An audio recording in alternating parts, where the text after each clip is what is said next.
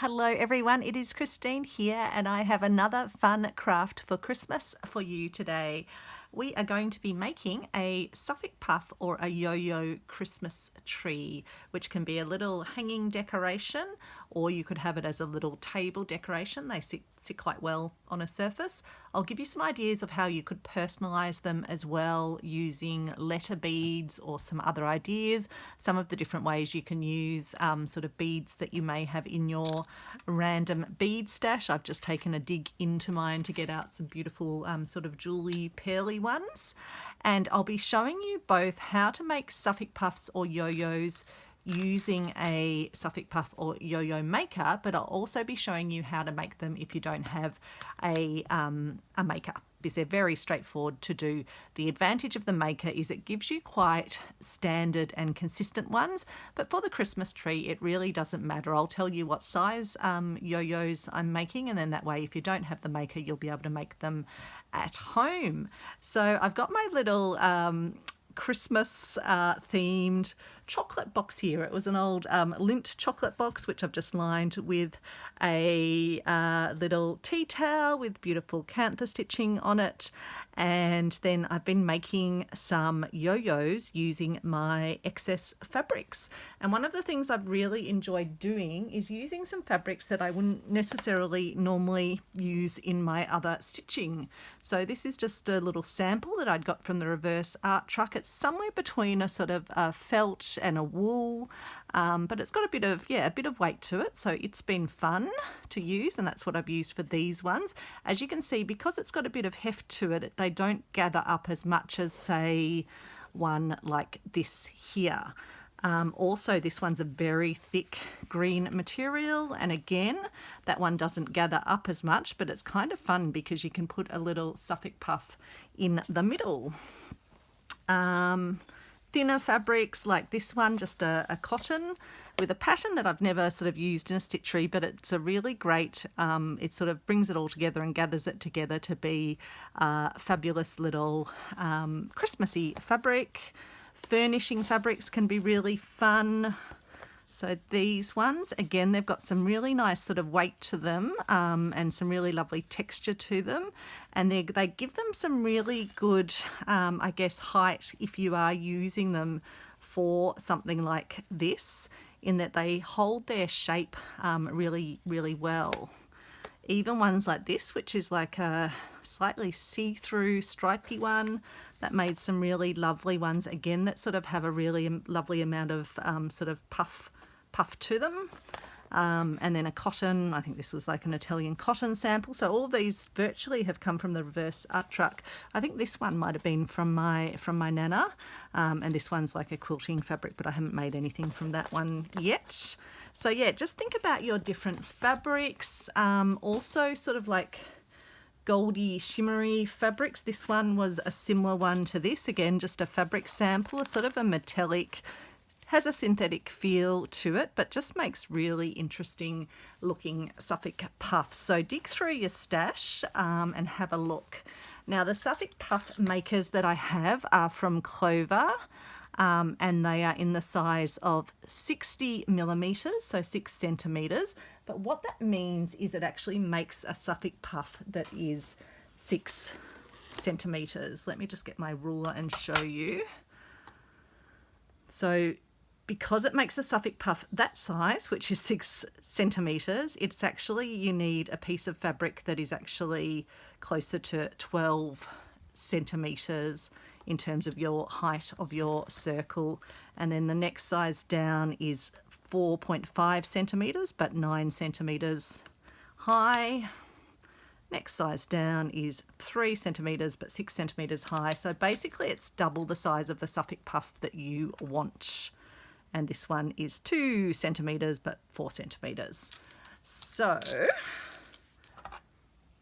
and the way the templates work, I can probably best show you, just making one by hand. We might do the sort of second size down.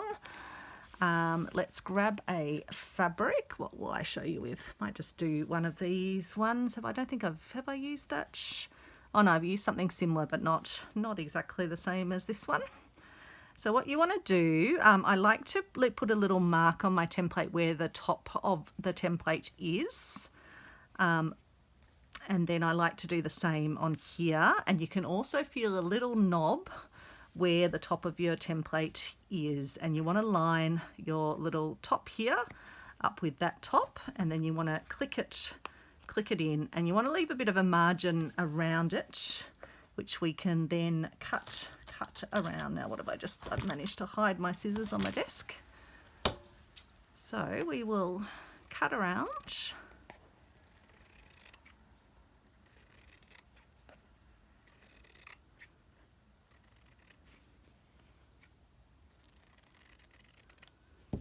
Put those in my little scrap jar with all my Christmassy fabrics, which will be again great when I'm doing my little slow stitch project that I'm stitching along with Dottie B, the lovely Sally.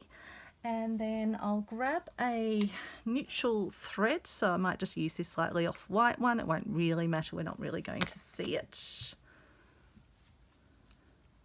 Oops, yep. And I'll get my little needle holder and we can grab a needle out. It's my little Red Riding Hood design, based on a vintage design.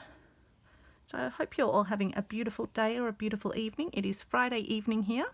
It's been a funny old week this week because it was a working day on Monday, but lots of people took it off because Tuesday was a public holiday, and then back at work for 3 days. So I think I've been perpetually confused all week about what day it actually is, because Tuesday felt like a Sunday having it off, and then Wednesday felt like it should be Monday, but then before you knew it, it was Friday.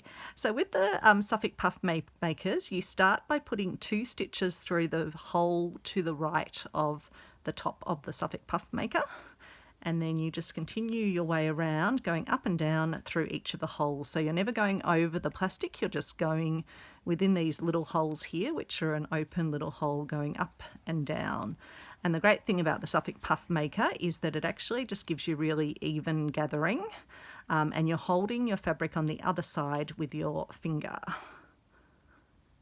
But I'll show you, as I say, if you don't have a Suffolk puff maker, how you can achieve a similar effect. I just find this makes it super quick, super easy, because you're not struggling with turning the fabric over as you work your way around. This is something you can just do when you're watching TV, watching some stitching videos, etc., etc. Just making sure we're staying in focus.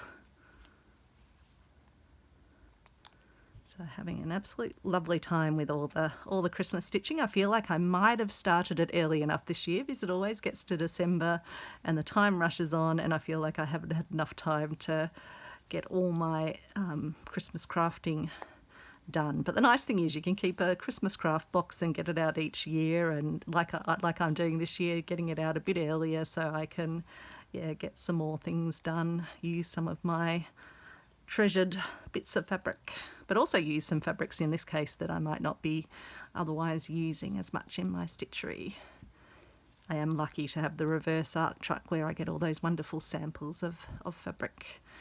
But it's a good little reminder, you don't always have to look for the pure cotton. Sometimes the others that have some interesting texture to them, like the ones I've made these ones out of, they've got a lovely gather already in the fabric. I think they were cushion covers or something originally.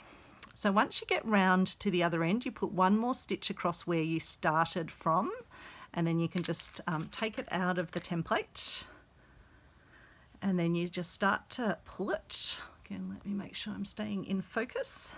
So you pull, pull, pull. Make sure the raw edges are turning in, so you can just sort of tuck them in as you go, and then keep pulling, pulling, pulling until it's nice and tight, unless you want it to be a bit more open, but I like to get it as tight as I can.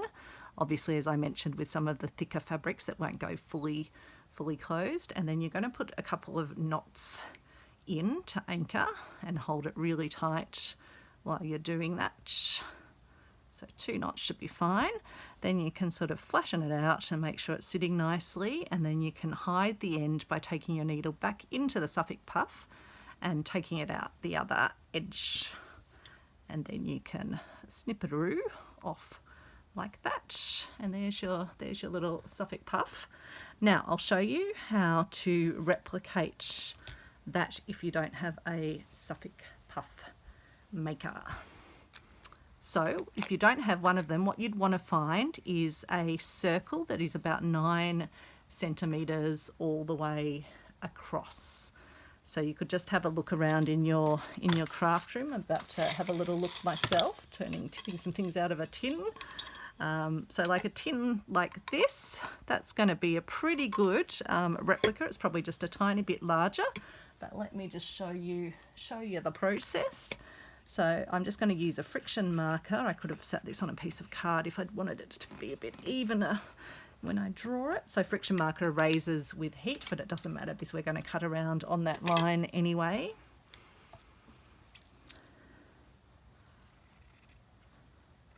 So we'll then just cut our way around.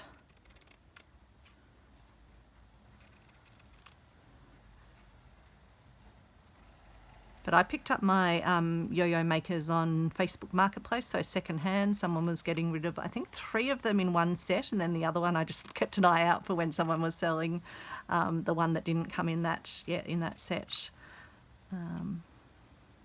I think the clover ones can be a little bit expensive up front. I think people I've seen have also got them some of the other sort of, not imposter ones, but probably copy ones, and yeah, they seem to have been happy with them as well. So I think that's fine. I just like to get my things secondhand where I can. So again, we can just take our regular sewing cotton and put a knot in that. And then what we're going to need to do is to fold the edges over as we go. And then you'll want to put, again, similar to what we did on the other one, put in a double stitch to start you off. So go over the same spot, and I'll just cut the little taily end off so it's not sort of sticking out at the end. Still leave the knot, but just take the taily bit off. And then as you work your way around, you're just going to do a running stitch in a sense, going up and down all the way around, and just folding the edge down over as you go around. And it is just that little bit more difficult than when you're using the template, because you've got to kind of hold it all yourself, whereas the template obviously holds the little folded edge over, so you're not having to manage that. So yeah, if you've tried making Suffolk puff by hand and found them a bit frustrating, it may well be that, yeah, getting yourself a little Suffolk puff maker, especially if you want to make them in bulk, like I like to do. I like to do a bit of a bulk making session. I've also got a big old jar, let me grab it over, of other Suffolk puffs. Some of them are the vintage ones, but a lot of them are also just ones that I've made when I've had some scraps of fabric. See if I can get that to focus a bit better. But I like looking at this on my bench. Makes me happy and gives me something that I can readily reach into. I was watching my lovely friend Paula from Craft Artosaurus here on YouTube, and I think she was saying she just wants the Suffolk puffs to use. She doesn't want to have to make them, which is fair enough. But I think it's harder to find those vintage Suffolk puff or yo-yo quilts that they used to make, particularly I think in America. So I think most of the ones we get in Australia are probably coming out from America. I've never bought one of the actual full quilts. I've just bought sort of some little sections of them from various online sellers, or Melanie from Purveyor of Reclaimed Textiles. She's had them because I think she gets them from her brother in America. So just make sure we're focusing again, but we're just going to keep working our way up and down all the way around. As you can see, it's definitely a slow process if you don't have the template, but I'm not sponsored by the template company, and as I say, never want to make you go out and get something, so I'll always show you a workaround. Because I think it's lovely when you can make Christmas things with what you have on hand. No one really wants to be starting to go out to the stores at this time of year, or maybe there's folks that do. I get a bit overwhelmed in crowds, so I try and avoid the stores at the best of times. pre-COVID days, Alex and I used to love to go for like a wander around like a big shopping centre, I don't know, on a weekend or something and have a browse. But as I get a bit older, I guess I look at things and think, well, I've actually got mostly what I need, so I don't really need to be buying more things. If anything, I'm probably, well and truly heading towards sort of de-stash mode. Still can't resist an op shop though, but as I go through my stash, I'm getting a big pile of things where I've got big pieces of fabric or more than a few of something, and I can share the bounty, do a bit of de-stashing myself. But I think that will probably come in the new year. But I will share details once I've got that sort of set up and got some things ready to offer. And that'll be just for the Australian folks. I don't think I'll go into the whole sending overseas thing, because I'm sure there's enough overseas sources anyway for similar de-stashes.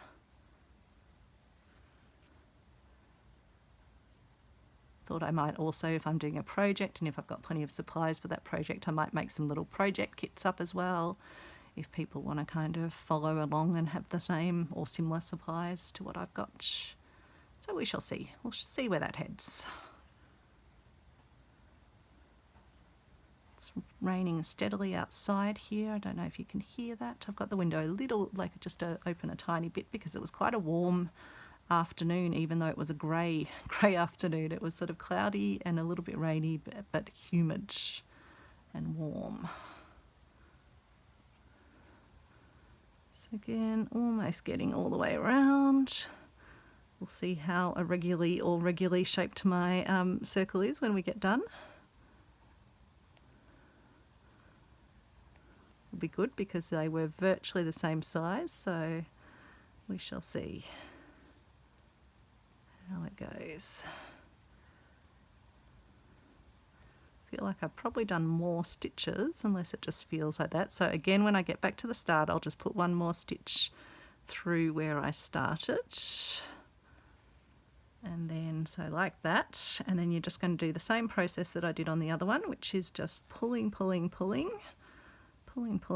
all the way around till you get a nice tight gather. Then put some little holding stitches in, just trying to work out where my thread is there-ish. So do some holding knots like that.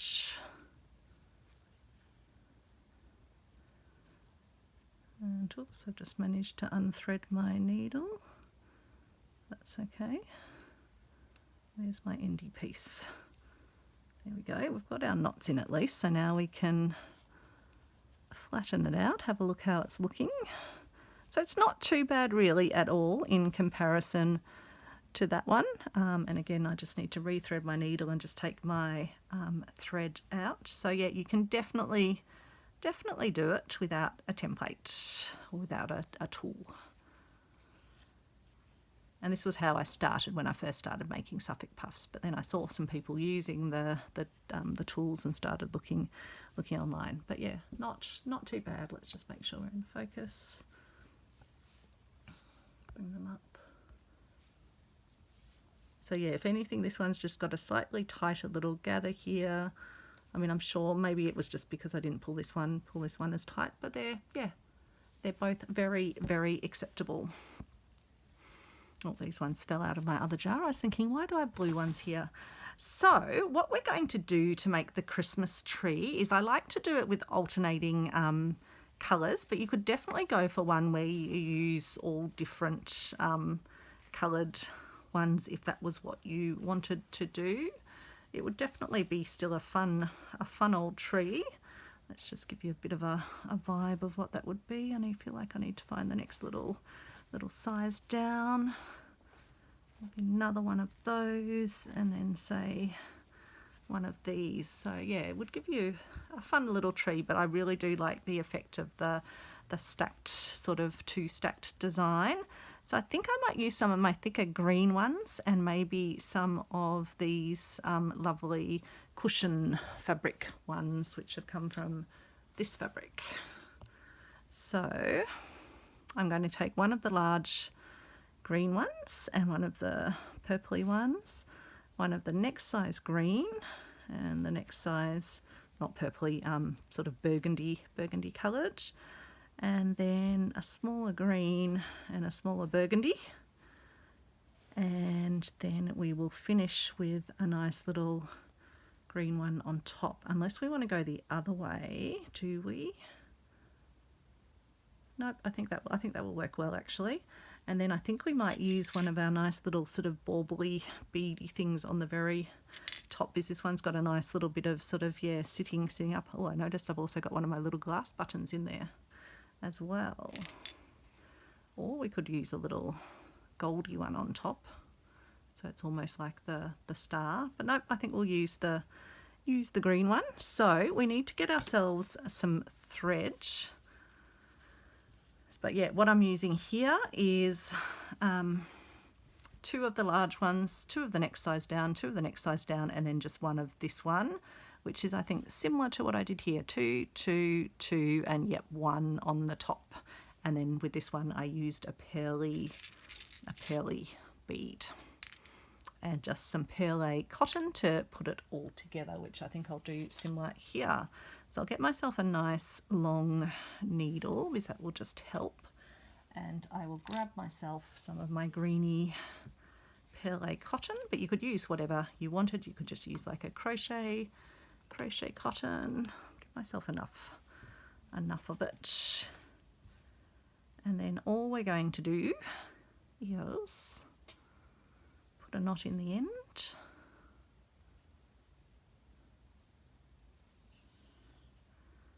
And I'll show you at the end how I can personalize this. I might do a nice little one for Alex. I've just botched up my knot there, so I'll just redo my knot. It's much better. And I was also thinking you could put some little like beads hanging off the base as well. I probably won't on this one, because I'm thinking these will be little decorations on the table for Christmas, but I'll make them with a little hanger so they can go on the tree afterwards. And if you don't want to be able to see the knot, you can start off by putting your stitch in from the inside. And you want to just try and stay as much sort of central with them, but it doesn't matter too much. It's not too precise. Another idea I had was you could put some beads between the layers. I haven't tried that, because I feel like particularly these fabrics have enough sort of texture to them that they're sitting up nicely off each other. And as you can see, the holes in the middle of these don't matter, because each of the layers is stacking onto it. With this one, we're just going to put something on the very top. It's got a bit of thread caught on it. Is that central enough coming up through the middle? Now we get to choose what we want to put on the top. I do also have these lovely, they're actually cut glass, which could be rather nice. They've got a hole. Well, that one looks like it's a bit broken, and I think I'm going to have to go to a much smaller needle. Yes, I will need to go to a smaller needle to go through them. But I need a needle that will still hold the perle cotton, so definitely can't get a beading needle. Oops.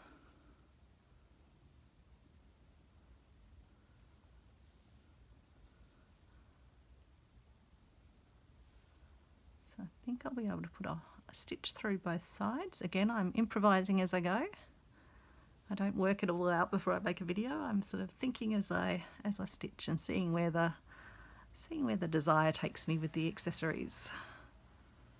So I wonder if let's just take it back down through one layer and just see how it's sitting.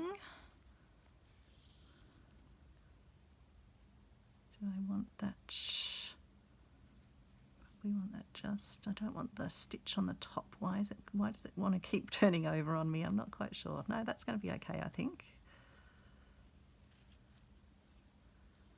We'll just need to keep it sitting where we want it to sit. Or no, it wants to, for some reason, why does it want to turn over on me? Must be because I'm pulling it in a particular direction. Well, maybe that's right now.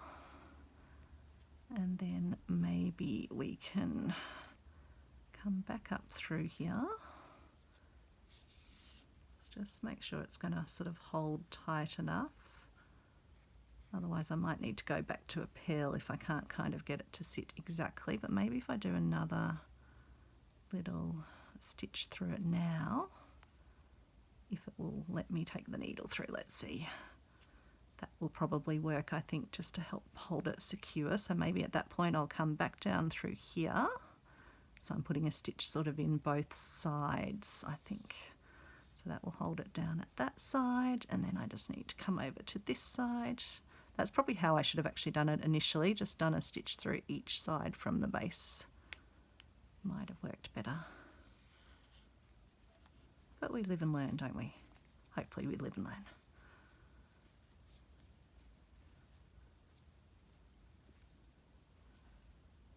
Okay.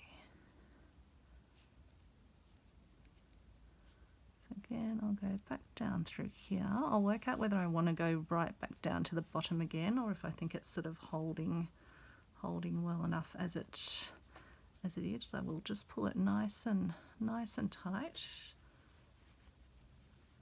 How do we think we're looking here? I think that's looking quite cute. Quite cute indeed. I wonder if that bit needs to go there, and then I'll just need to come back up and put a little hanger on it. So I might do a sort of hanger that goes over that way and then sort of back down through there.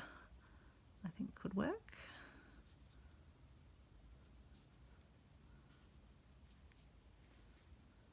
And then we can probably go back down to the bottom, the bottom, to just get it all to hold nicely. So I might change back to my other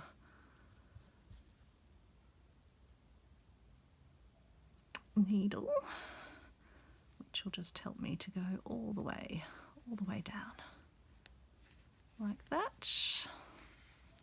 And so we want to leave enough of a little hanger at the top, and then we'll just put a little stitch in the base. And let's just make sure it's still sitting okay for how we want it to look. I think that's pretty good. It's not too tight, but it's not too loose that it's sort of, yeah, coming apart. That's pretty nice. And I might just put one more little knot in there, and then we might hide the end back into the piece. So I'll just put my needle in between the layers, pop it out on that side, pull it a bit tighter, and then chop it off, and then that way that end will just spring back into the bottom yo-yo. Now, if you want to do some personalizing of it, which is what I thought might be nice to do, I've looked out some of my letter alphabet beads. I think you can get these at places like Kmart or Target or whatever, probably also online sources.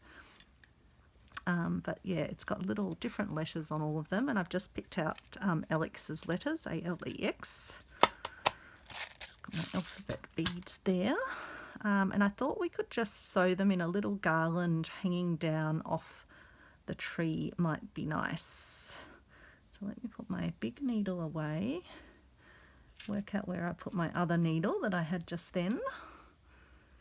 Oops, I've got two other needles out, as you do, Christine, as you do. So, just wondering, do I want to, yeah, maybe I'll use the thicker one, but could also use my gold. I'm just trying to see where my goldy thread is. I also got some beautiful silver in a recent stash as well. Just have having a look behind me to see where I might have put it. It might be in this basket actually. Just gonna, oh, there's my gold. Let's give that a go because the gold would go nice with the gold, I think. See, again, I'm changing plans mid-course, but we can do that. Get rid of that bit of thread. Put a little knotty knot in. And then where do we want our garland to hang? We could probably just have it hanging on the sort of on the base, unless we want it to hang down sort of from halfway. I guess we could give it a go from there.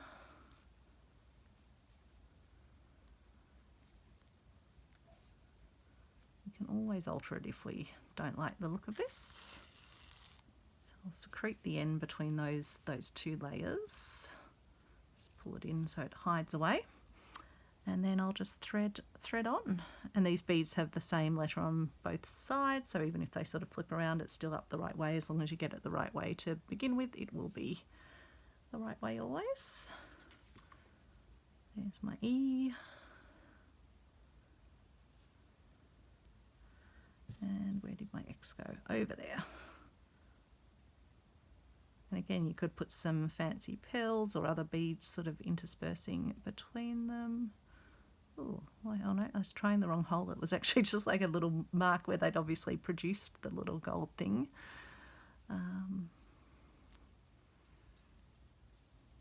Yeah, I think that will look cute. So then I'll just go into the other side. And again, I'll pop back in the middle, and then we'll just pull it up enough that it will sit somewhere nicely. Take that, sorry, I'll just get the thread to go over to the other side so it's not in the way while we adjust. Just put my needle over to the other side, and then I'll just loosen the thread a bit. What do we think?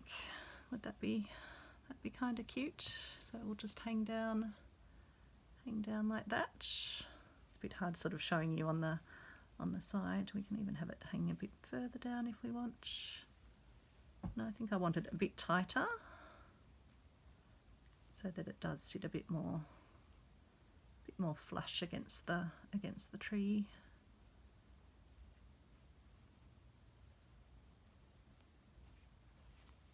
Let's just give it a shake and see that it will kind of go back to where I want it to be. So I think that's fine. If I go even tighter, it would sit up sort of to go like that, so it just sits up on the tree, but then it's not really like a garland, is it?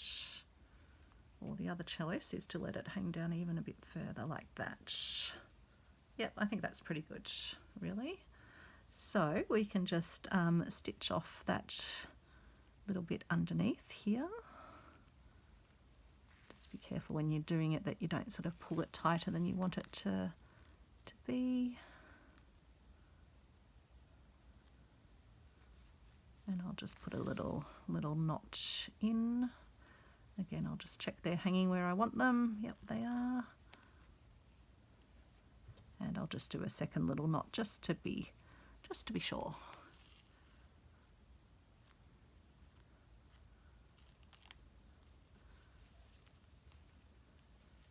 And then I can cut that off.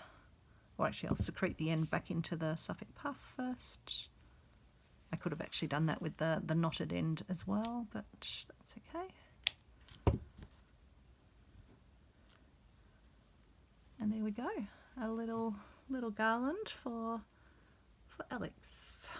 And so yeah, I'll make each of these for each of the family for our Christmas table, and that's how people can know where they're sitting, and they can have a nice little decoration to take home, or in our case to pop on our tree for next year. So hopefully you enjoyed that little video, and hopefully it's inspired you to have a play with your Suffolk puffs.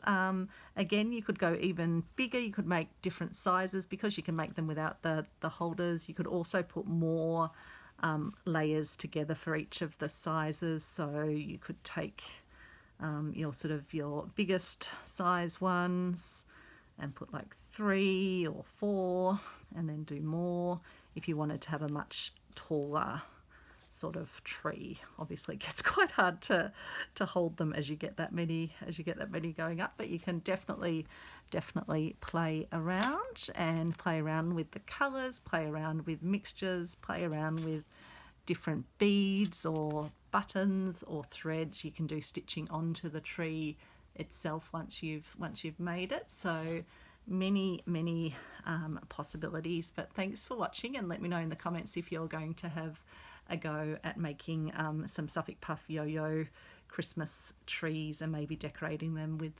personalized details. Thanks everyone, take care, bye.